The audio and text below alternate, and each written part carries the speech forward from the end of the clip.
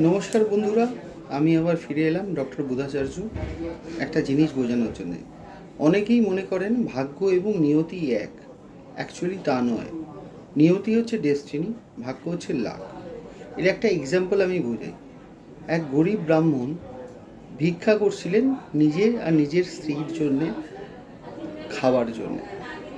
তো কৃষ্ণা অর্জুনের সাথে দেখা হয়। অর্জুন তাকে অনেকগুলো স্বর্ণ মুদ্রা দেন।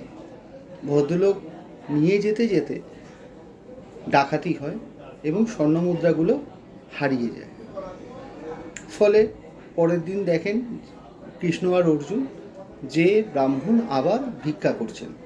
তখন অর্জুন জিজ্ঞেস করেন তাকে যে কি হলো, তোমাকে তো এতগুলো স্বর্ণমুদ্রা দিলাম আপনাকে, তো আপনি আবার ভিক্ষা করছেন? তখন ব্রাহ্মণ বলল যে আপনি তো স্বর্ণমুদ্রা দিলেন, কিন্তু আমি যখন গেলাম তখন আমার ডাকাতি হয়ে গেল। তখন অর্জুন তাকে অনেকগুলো মূল্যবান রত্ন তার গলা থেকে খুলে দিলেন।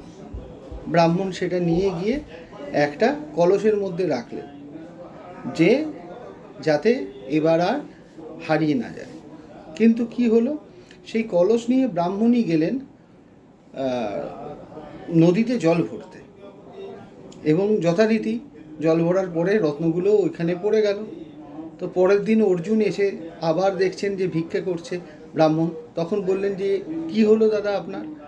তখন ব্রাহ্মণ বললেন যে আমি এরকম রেখেছিলাম যত্ন করে, কিন্তু ব্রাহ্মণই ওটা নিয়ে গিয়ে গঙ্গার জলে জলে ফেলেছে, ফলে তার ওটা হারিয়ে গেছে। তখন কৃষ্ণ অর্জুনের দিকে তাকিয়ে বললেন যে এটা হচ্ছে ওনার নিয়তি, যে ওনাকে ভিক্ষে করেই খেতে হবে।